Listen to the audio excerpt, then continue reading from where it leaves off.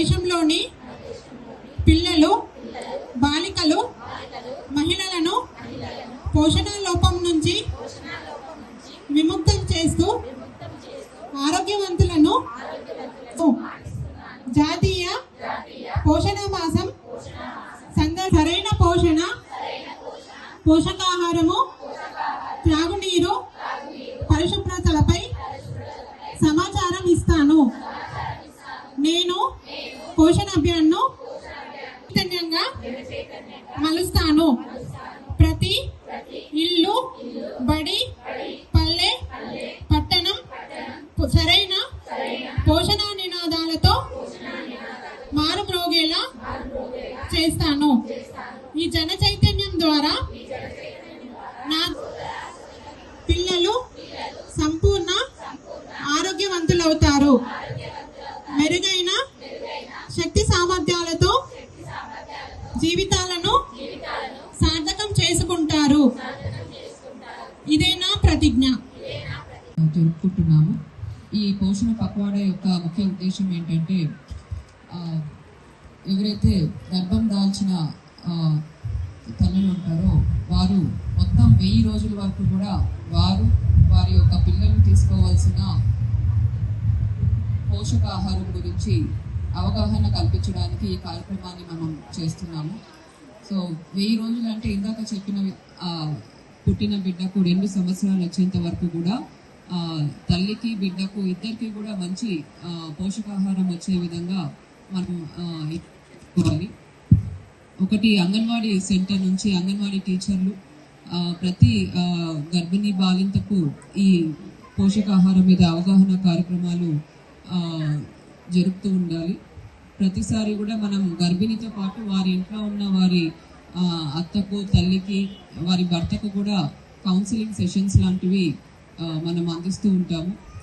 ఇప్పటి నుంచి ప్రతి 2వ ఫ్రైడే మరియు 2వ శుక్రవారం, 4వ శుక్రవారం తప్పనిసరిగా అంగన్వాడీ టీచర్లు ఎవరైతే ప్రెగ్నెంట్ మదర్స్ ఉంటారో, శామ్ మ్యామ్ చిల్డ్రన్ యొక్క పేరెంట్స్ ఉంటారో వారికి 1-to-1 కౌన్సిలింగ్ సెషన్ అన్నది తప్పనిసరిగా ఇవ్వాల్సి ఉంటుంది. సో ఎందుకంటే తల్లిదండ్రులకు ముందు అవగాహన ఉండాలి. ఈ పౌష్టికాహారం అన్నది ఎందుకు ఇంపార్టెంట్ అన్నది తల్లిదండ్రులకు ఫస్ట్ తెలియాలి. పుట్టబోయే బిడ్డ తల్లికి ఏ విధంగా అయితే హెల్తీగా ఉంటే, తల్లి హెల్తీగా ఉంటే పుట్టబోయే బిడ్డ కూడా హెల్తీగా ఉంటారు. ఇప్పుడు కొన్ని కేసెస్లో మనం ప్రెగ్నెంట్ కేసెస్లో అనీమియా, రక్తహీనతతో బాధపడుతున్న తల్లులను మనం చూస్తుంటాము. అటువంటి తల్లిలో పుట్టిన బిడ్డల్లో కూడా వారిలో ఎక్కువ శాతం కొంచెం అండర్ వెయిట్ ఉండడం, తక్కువ బరువుతో పుట్టడం, వారికి ఫ్యూచర్లో కూడా వారి యొక్క మేధాశక్తి మీద దీని యొక్క ఇంపాక్ట్ పడడం, ఇవన్నీ కూడా సైంటిఫికల్గా ప్రూవ్ అయినవి. కాబట్టి ఎవరైతే గర్భిణులు ఉంటారో వారు తప్పనిసరిగా పౌష్టికాహారం అన్నది తీసుకోవాల్సి ఉంటుంది. మంచి పౌష్టికాహారం తీసుకున్న తల్లులకు పుట్టిన బిడ్డల్లో కాగ్నిటివ్ క్యాపబిలిటీస్ అంటే తెలివితేటలు, మేధాశక్తి ఇవన్నీ కూడా బాగుంటుంది. ఒకవేళ ఎవరైతే రక్తహీనతతో బాధపడుతూ ఇతర తక్కువ బరువుతో ఉన్న తల్లులు ఎవరైతే ఉంటారో వారికి పుట్టిన బిడ్డల్లో ఇటువంటి ప్రాబ్లమ్స్ వల్ల పుట్టే అవకాశం ఉంటుంది. కాబట్టి ఈ 9 months ప్రెగ్నెంట్ మదర్స్ తప్పనిసరిగా మంచి పౌష్టికాహారం తీసుకోవాలి. జనరలీ ఈ మధ్య పౌష్టికాహారం అంటే ఇక్కడ బయట సూపర్ మార్కెట్స్ నుంచి కొనుక్కొని వచ్చిన కాస్ట్లీ ఫ్రూట్స్, వెజిటబుల్స్ తీసుకోవాల్సిన అవసరం లేదు. మన ఇంటి దగ్గరే పండుతున్న మంచి ఆహార పదార్థాలు అందుబాటులో ఉన్నాయి. అవి రెగ్యులర్గా తీసుకోవాల్సి ఉంటుంది. అంటే ఆకుకూరలు, టొమాటోలు, ఫ్రూట్స్ వచ్చేసరికి అరటి పండ్లు, యాపిల్స్ ఇటువంటివి ఏవైతే రెగ్యులర్గా మనకు ఇంటి దగ్గర దొరుకుతాయో అవి మనం బాగా తీసుకున్నా కూడా సరిపోతుంది. అండ్ ఎవరైతే రక్తహీనతతో ఉన్న గర్భిణులు ఎవరైనా ఉంటే వారికి తప్పనిసరిగా ఏఎన్ఎం ద్వారా చెకప్ చేస్తూ వారికి ఐరన్ టాబ్లెట్స్ తీసుకుంటున్నారా లేదా వీటన్నిటి మీద కూడా రెగ్యులర్ ఫాలోఅప్ అన్నది ఉండాల్సి ఉంటుంది.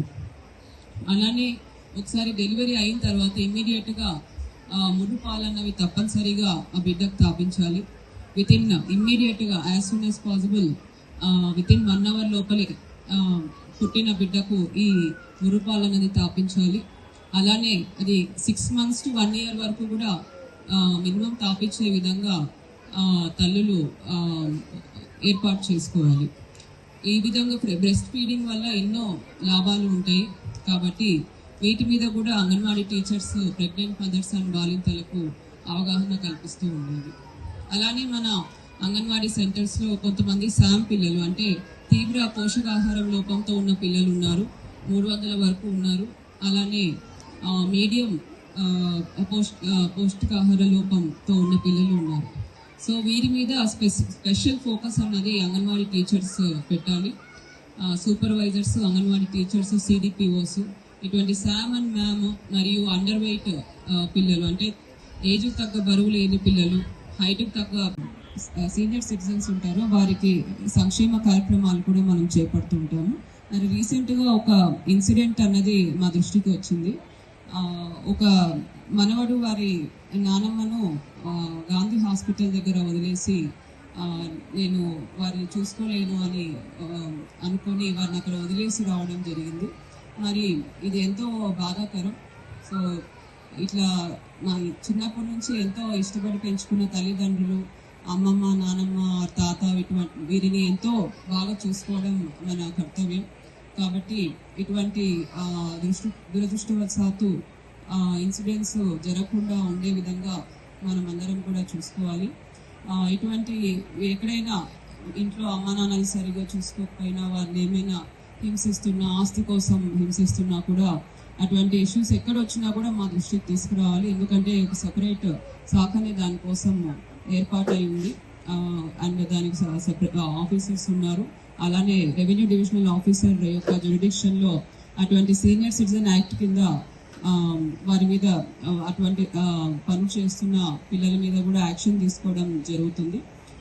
కాబట్టి ఈ యాక్ట్ మీద కూడా కొంచెం అవగాహన చేస్తూ ముఖ్యంగా సమాజంలో ఇటువంటి దురదృష్టకరమైన సంఘటనలు జరగకుండా ఇంట్లో ఉన్న తల్లిదండ్రులు, చిన్నప్పటి నుంచి బాగా పెంచిన తల్లిదండ్రులు వారిని మనం ఎంతో ప్రేమగా చూసుకోవాలి. అండ్ వారిని ఒక బర్డెన్గా చూడకుండా వారికి కావాల్సిన medical treatments and other issues అన్నీ కూడా చూసుకుంటూ వారిని ఇంట్లోనే బాగా చూసుకోవాలని కూడా సభా వేదికగా కోరుతున్నాను. Thank you.